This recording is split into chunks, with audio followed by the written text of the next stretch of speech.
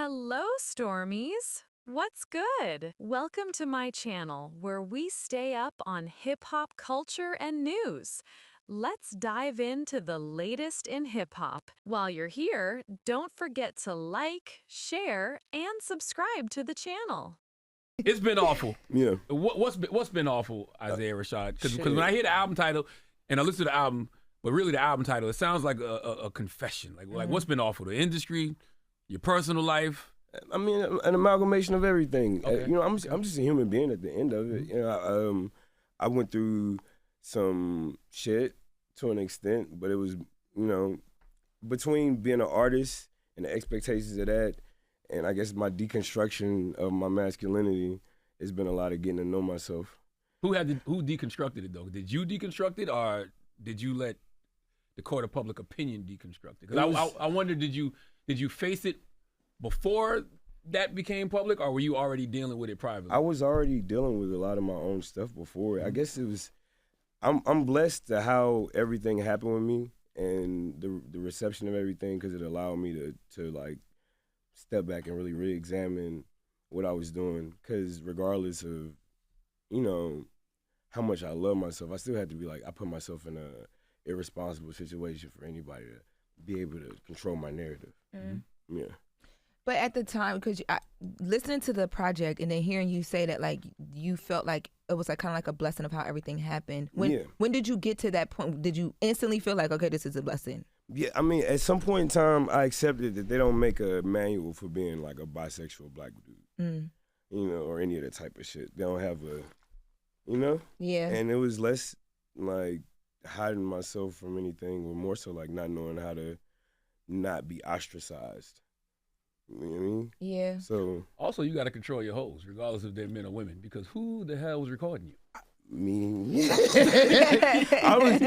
If you listen to the album, I go into a great amount of detail about where I was at and the influences I was under. Yeah, you said you was on a lot of meth? shit. Oh, A lot yeah, of shit. okay. I was on everything under the sun, but that's no excuse for the behavior. And that's the main thing for me was like, I'm responsible for myself, responsible for my family, and all that type of shit. And that's the only, if I have any regret of anything, it's just like not being ahead of it. Because I thought about talking about this stuff on my last album, because all that tape shit happened before the last album came out. Before House of Burn? And yeah, that's why like on this album, I talk about how I wasn't being honest with, I guess like, what I owe the most, like, is my audience, because they seem to love me pretty genuinely. I don't like when things like that happen to people, and I'll tell you why. Because I feel like your personal life is yours to unpack when you want to unpack it. Yeah. And I think sometimes when things like that happen, publicly, you're forced to try to explain things when you may not be ready to explain them yet. I feel like I've always been under some type of divine guidance. I grew up in a church, and I kind of grew out of wanting to go as much. But my life has definitely been led, like, I put it like, I feel like it's purposeful. I don't feel like I'm an artist just to make money. Like, I'm here to affect change in some type of way. So I feel like, it happened. It was supposed to happen. And my life is better for it. Yeah. Did that moment break you or free you or both? It's a little bit of both at the same time. It's anytime you don't get to control how you want to, how you want to be perceived. be perceived. Yeah. And again, it was like me understanding again, like what was masculinity to me. It made me confront a lot of stuff that I was saying about women and a lot of ways I was expressing myself that was really coming just from a place of insecurity. You know what I mean? I feel like I've gotten to love myself a little better. And my family, man. We way better open conversations. We were pretty open before, but now it's like all on the table all the time. Had you talked to your family, like your mom and different people before all of this stuff? Because you said you were kind of dealing with it. But, yeah, I definitely, like my homeboys, more than my mom, I talked to my homeboys about everything I was going through. So they were the ones who released, like, they was like, what the fuck are you doing? Like, why are you, But my homeboys, like, they know everything about me. My brothers, yeah. Oh, so they knew beforehand? Yeah. Yeah. You have conversations on tour, just in life, and like especially when we was drinking, all that type of stuff, you end up talking to your homeboys like, bro, I gotta talk to you about that, and they be like, all right. And so when you like that, it's more so, you know, respecting my own privacy to my life. It was just being irresponsible with, you know, being under this shit and allowing things to go out. My only thing was, why you had to let Dr. Umar down though? Why they had to be white? Like, why? What are you talking about? On the table, I saw. How can I let? I don't know. Dr. Umar probably will fuck with me anyway. So it's like, whatever. It's cool. Respect to that brother, right? Yeah.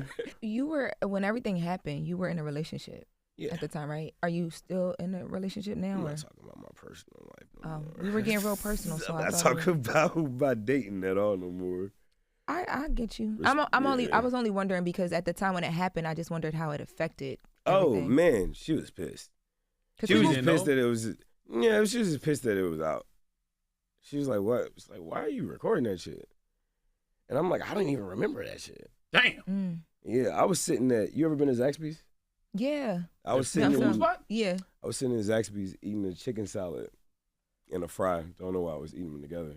That shit made you do all that? No, nigga. What? I don't know what it's so that shit crazy. Matt, no, that's when it happened. That Matt, processed chicken. he called me while I'm sitting eating a chicken salad, and he's like, "Don't go online." And I'm like, "What?" And him and Top FaceTime me together, and that's very rare. So I'm like, "What do you mean don't go online?" So I went, and I was like, "Oh, fuck." But it was. I mean, I don't know, bro. I accept things for the most part. Outside of my initial reaction of like, what am I gonna do? It was like, well, if you don't fuck up my bread, I'd be straight. Be all right. I mean, listen, you weren't committing a crime. You just had your private life exposed. But that's another thing about our community. It felt like a crime to some people. And like, so, you know. What am I to do with that? Did the industry treat you different after that moment, or was it just behind the scenes? Was it business as usual? I don't know. I ain't seen nobody in 5 years. Damn. You know, on like industry things, I do these rounds, and then I kind of go be a little country boy afterwards. So, you know, I couldn't tell no difference. Everybody sent the verses back. There wasn't no difference. All right, that's all for now. Remember to leave your opinions in the comments and subscribe so you don't miss out on the next video. Stay locked in, Stormies!